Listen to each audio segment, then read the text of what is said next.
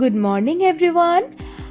আজ তো বছরের লাস্ট দিন, তো সেই কারণে অনেকটা স্পেশাল হতে চলেছে। তবে জানি না আমার জন্য কতটা স্পেশাল হবে, কারণ সকালবেলা আমার হলো 10:30। তো দেখতে থাকো আমি সারাদিন আজকে কি কি করি। যদিও আজকে সারাদিন মানে কোনো প্ল্যানই নেই, তো দেখা যাক কি কি হয় আমার সাথে আজকে। আপাতত ফ্রেশ আপ হয়ে নিয়ে আমি বসে পড়েছি এই কোকোনাট অয়েলটাকে গরম করতে, কারণ এটা ঠান্ডা হয়ে গেলে গরম করা তো ভীষণ চাপের, তাই হাতের তাপ দিয়ে আমি এটাকে গরম করছি। আর এরপরে স্নান সেরে বসে পড়লাম আজকে ভোজনে। আর ভোজনের সময় সাথে ছিল মাছের মাথার মুড়িঘণ্ট, যেটা আমার সব থেকে বেশি প্রিয়, আর তার সাথে মুভি দেখতে বসে আমার তো 5 মিনিটের খাওয়ারও আধ ঘন্টার ওপরে লেগে যায়। তো যথারীতি এইবারও তাই সেমটাই হলো, আমার এই আধ ঘন্টার খাওয়া 2 ঘন্টা লেগে গেল। আর এরপরেই আমার এই শীতকালের অভ্যেসটা চেঞ্জ না করতে পেরে চলে গেলাম শীতে রোদ পোয়াতে। আর মা এদিকে বসেছিল একা একা লুডো নিয়ে।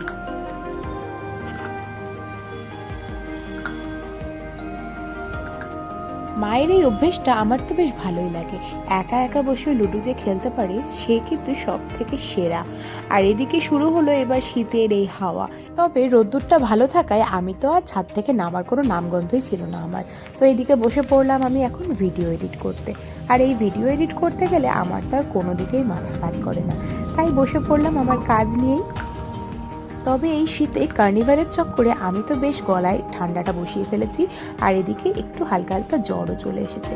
তাই আর কি করব, তাই এবার এখন কিন্তু করতে হবে আমায় কাড়া, আর কাড়াটা আমাকে খেতে হবে একা একা। আর এদিকে বাড়ি এসছে আমার বাড়িতে ছোট মাসি ঈশান, আর এদিকে বাবা মা, আমরা সকলে মিলে এখানে বসে বসে গল্প করছি। আর আমি বানিয়ে নিয়েছি আমার এই পেয়ারি কাড়া, কারণ আমি তো চা খাই না, আমাকে কাড়াটাই খেতে হবে। আর আমার গলার অবস্থাও ভালো না, শরীরটাও খারাপ, তাই কাড়া খেতে খেতেই আমি সন্ধ্যেটা পার করছি। ভেবেছিলাম একটু বেরোবো, সেটাও আর হলো না, কারণ জ্বর এসে পড়লো। তাই শুয়ে পড়লাম, শুয়েই ভাবলাম আজকে এবার এই বছরটা মানে শুয়ে কাটবে। তবে না, শুয়েও আমি এনজয় করছিলাম প্রোগ্রাম। দেখো তোমরা আমি কি প্রোগ্রাম এনজয় করছিলাম। ধন্যবাদ।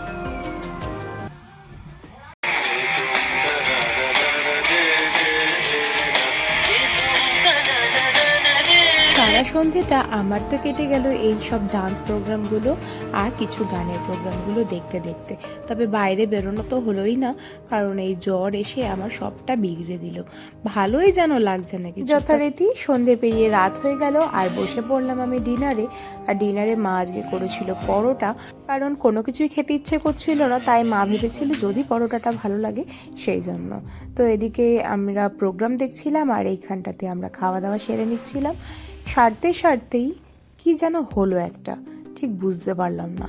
হঠাৎ করে বাইরে বেরোচ্ছি, দরজায় বের করতেই দরজার সামনে এসে দরজার সাইড গেটটা দিয়ে দেখতে পেলাম যে আমার বরমশাই এসেছে, মানে তোমাদের দাদাভাই চলে এসেছে।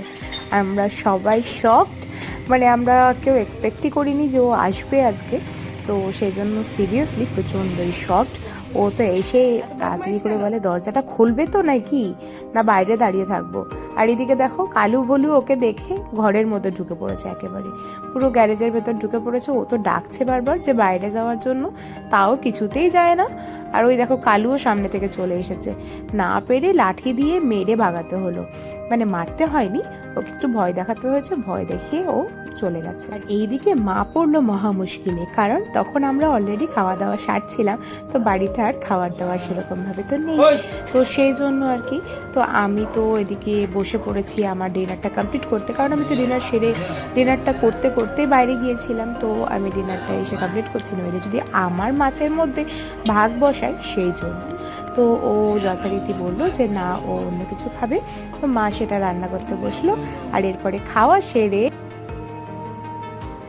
সবাইকে হ্যাপি নিউ ইয়ার। সবাই এই বছরটা খুব ভালো করে কাটাও, খুব সাবধানে। আর যারা যারা স্ট্রাগল করছো লাইফে, তাদেরকে অসংখ্য সাপোর্ট আমার তরফ থেকে। আর আমাকেও সবাই কিন্তু অবশ্যই আশীর্বাদ করো। আমার লাইফে স্ট্রাগলটাও কিন্তু শুরু হয়েছে, তো সেটাও যেন আমি সাকসেসফুল হতে পারি, সেটাও অবভিয়াসলি আমাকে আশীর্বাদ করো। তো সবাইকে নতুন বছরের প্রণাম, এবং যারা যারা আমার থেকে ছোট আছো তাদেরকে অসংখ্য ভালোবাসা। হ্যাপি নিউ ইয়ার সবাইকে। আজকের ব্লগটি এই পর্যন্তই, দেখা হচ্ছে অন্য কোনো ব্লগে। ততক্ষণ পর্যন্ত সবাই ভালো থাকো আর সাবস্ক্রাইব করো।